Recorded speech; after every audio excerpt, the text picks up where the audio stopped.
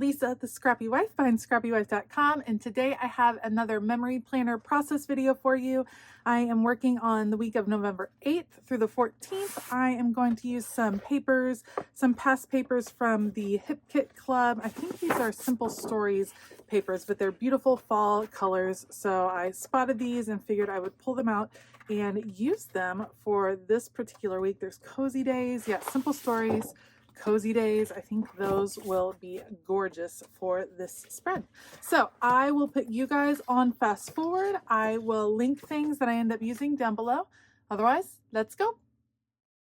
All right, to get started, I'm going to use this Simple Stories tag sheet. I happen to really like cut apart sheets. I think that they are really good value because you get a lot of pieces in them. So this one has 12 tags and they're actually each double-sided. So one is going to be a more solid print that has either a pattern or an illustration on it, and then the other side has room for journaling, and I'm going to use a kind of mixture of both sides to set the tone for this page. So I'm cutting the hole in all of these tags, and then they will be ready to go and start kind of spreading across my page. And I thought this was just a really easy, straightforward way to do your memory planning. So a lot of people think it can be overwhelming, and really you could just do a whole memory planning spread with like a couple of sheets of paper. And these cut apart papers are fantastic because you're going to end up with a lot of different boxes or tags or different sized pieces that all go together, and then you might just need one more solid piece of paper, and that could be it for that particular spread. So if you have an opportunity to pick up some of these pieces like that tag sheet where they're meant to be cut apart, those can come in really handy in your memory keeping. All right, you can see that I cut apart all of my pictures, and now I'm layering a few of them behind tags, and I'm making sure the tags are kind of tilted to the side, layered in different ways where they're just peeking out. It was a very busy week, a super busy weekend. My daughter and my husband were in Richmond for the weekend playing soccer.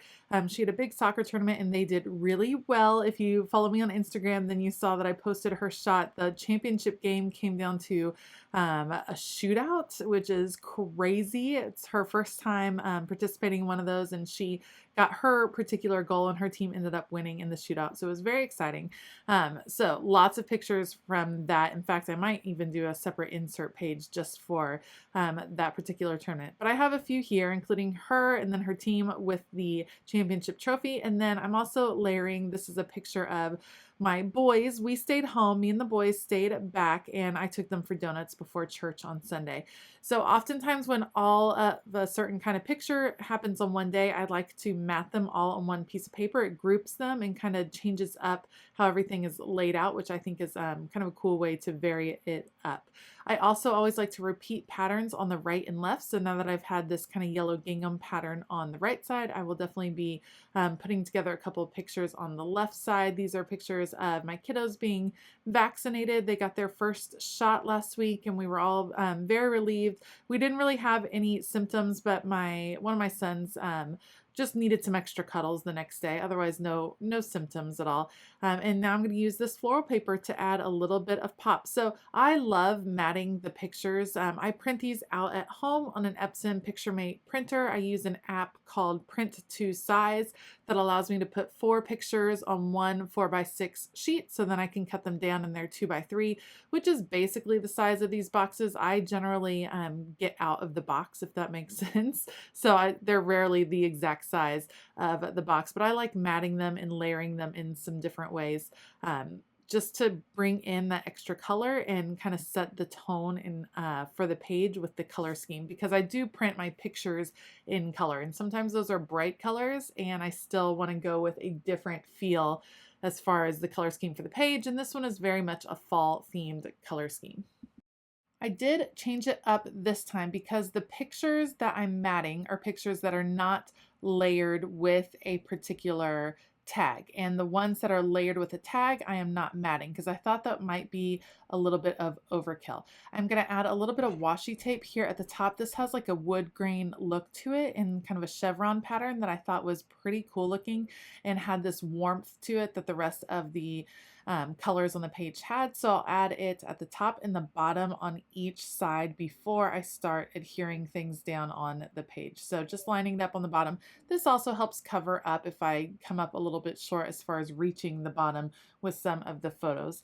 So once that's done, I will start layering everything on and using my adhesive. I'm still using my Tombow adhesive.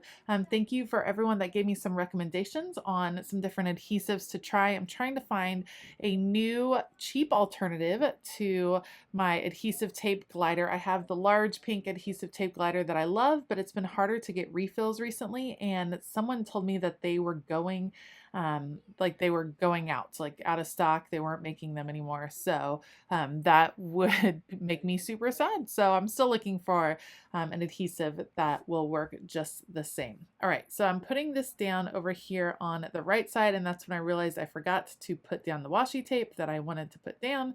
So I lifted up that picture just a bit, and I'll layer it underneath because it does peek out just a little bit.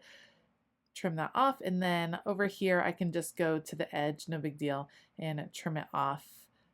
Maybe no big deal. Put it there and then trim it off. So I have that same washi tape on both sides, and now I'll speed this up and just adhere everything down. So it takes up a lot of room with all the pictures that I take. I am a picture taker. That's like my role in the family, but I was a little bit worried I wouldn't have enough journaling room, and I ended up with some odd kind of space in a few sections. And so I'll show you how I kind of deal with that. Let me get these tags down, and then the last couple of pictures that I can layer onto my page. And then I'll show you what I ended up doing is taking the reverse side of the tag. So here's the side that has like a grid and a line. There's all kinds of different variations, and I just cut it down, trimming it off right here, and it can fit in and layer in with these pictures, and then it gives me a place to write, and it covers up some of that awkwardly shaped white space that I had going on the page. So I'll nestle this one right here, and then I'm trying to see what else might fit. I need something over here where the vaccine shots are, because that's an odd shaped white space there at the bottom. And so I'll just layer one of these pieces. Again, I just cut it down because that makes it a little bit easier to work with. Here I'm just trying to measure where I want to cut it down to, and then I'll just peel this one up and put it behind, and that gives me a little bit more writing room than what was there originally. The other thing I opt to do is these pieces that I cut off of the tags are still some beautiful grid and lined paper that I can use in some different ways.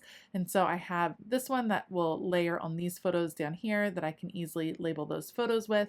And then the grid up on Wednesday, I can turn vertically and then have lots of room to write as well. The last thing that I do on the page is pull out a ruler and a pen, and I add journaling lines in all of the white space. This just makes it a little bit easier for me to fill in my journaling. I will do the journaling off camera and then pop it back into my memory planner, and this spread will be done.